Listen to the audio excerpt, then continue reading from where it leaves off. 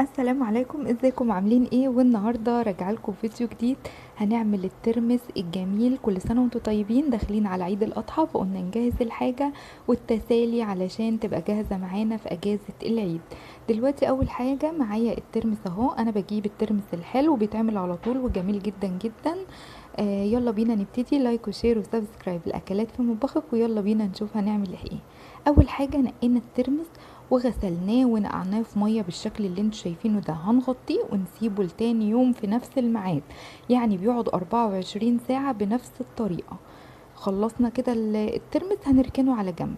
هنيجي بقى تاني يوم، شوفوا الكمية اللي انتوا شايفينها البسيطة دي، شوفوا هتملى الحلة دي وهتبقى قد ايه لما تسيبيه 24 ساعة. هنركنه بقى على جنب ونيجي تاني يوم نشوف هنعمل ايه. احنا تاني يوم اهوت هنيجي قبل ما يبقى ميعاد الترمس يجي ب6 ساعات. هناخد الحمص اللي انتوا شايفينه ده الحمص اللي هو المستورد. تصوروا الكيلو بقى ب80 جنيه. انا جايبه نص كيلو. الحمص ده ب40 جنيه، والله انا مش عارفه الاسعار حصل فيها ايه. المهم غسلته ونقيته كويس وغسلته، وبعد كده نقعته في ميه وهسيبه 6 ساعات. بصوا بقى الترمس هناك ابتدى يملى الحله ازاي. فاضل 6 ساعات ونبتدي نغلي الاتنين على النار. هنسيبهم ونروح نشوف هنعمل ايه بعد ما عدى 6 ساعات. بصوا الحمص ملا برضو الطبق زي ما انتوا شايفينه. ده الحمص الكبير المستورد، ما بحبش اجيب الصغير مع الترمس، مش بنعرف ناكله مع الترمس بيبقى صغير، لكن انا بحب اجيب المستورد ده. فالمهم خلاص هناخدهم ونغير المية ونغسلهم ونحطهم في حلل ونحطهم على النار. كل واحد في حلة زي ما انتوا شايفين كده على النار، وهنسيبهم كل شوية من فترة للتانية. هتبتدي تقلبي فيهم وهم زي ما هم كده، ما تغطيهمش ولا اي حاجة. من فترة للتانية هتجيبي الاسباتيولا بتاعتك او المعلقة وتبتدي ان انتي تقلبي فيهم كويس بالشكل ده اهو. بس من تحت لفوق، من فوق لتحت كده. مجرد ما هيبتدي يغلي، ونفس الطريقة في الحمص برضو هنقلبه قلبتين كده اهو. ابتدى يعمل الريم اللي على الوش ده كله هيتغسل وهيتشطف اهو. بصوا مجرد ما ابتدى يغلي، مع اول غلوة تطفي عليه خلاص، ما تسيبوش تغلي. انا ساعات كمان ما كنتش بسيبه يغلي، مجرد ما هلاقيه طالع للغليان بقوم طفي عليه. اما الحمص بسيبه يغلي غلوتين اتنين. بعد كده اخدتهم وغسلتهم كويس من المية وسبتهم منقوعين شوية في مية علشان السخونية تطلع منهم، وغيرت عليهم مرتين. وبعد كده حطيت الاتنين على بعض وجيت ضفتهم في قلب زي ما انتوا شايفين كده البرطمان الازاز ده، والباقي حطيته في علبة بالشكل ده اهم. كمية حلوة، كيلو ونص، كيلو ترمس ونص حمص عملوا لي كمية حلوة زي ما انتوا شايفين. هنيجي بقى للمية. هنعمل ايه؟ هنجيب المية دي عبارة عن 5 كوبايات من المية. 5 كوبايات من المية اللي هي المج الموجود في كل بيت ده.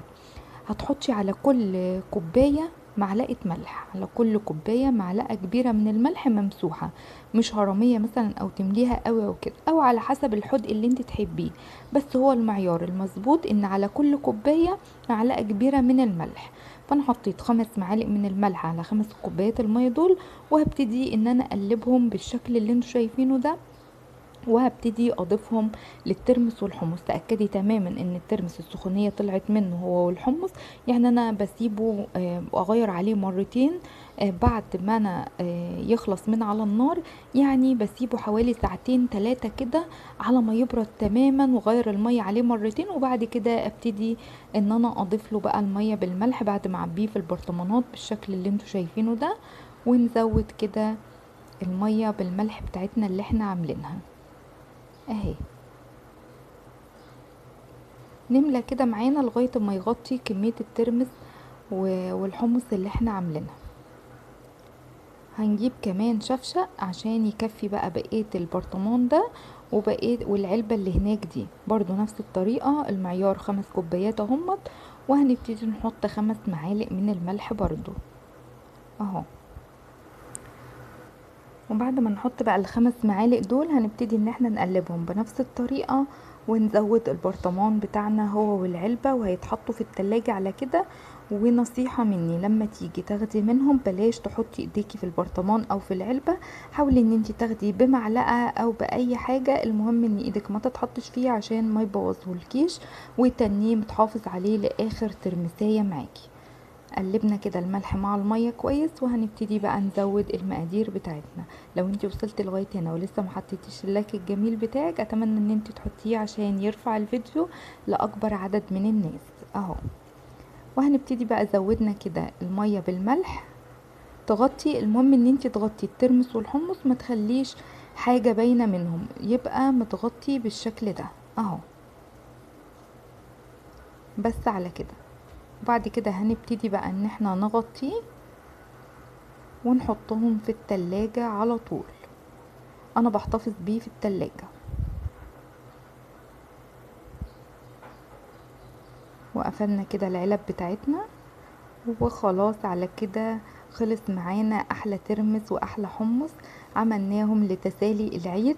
اتمنى ان انتي تجربيه بنفس الطريقة. الترمس الحلو جميل جدا جدا، بيخلص على طول وبينجز معاكي على طول، وبتحطيه في التلاجة وتسحبي منه في خلال يوم واحد بيكون خلصان معاكي وتمام ومية مية. تقدري تاكلي منه بعد حوالي ساعة او اتنين كده، تقدري ان انتي تاكلي منه مفيش اي حاجة، بس على ما يشرب الملح بتاعه.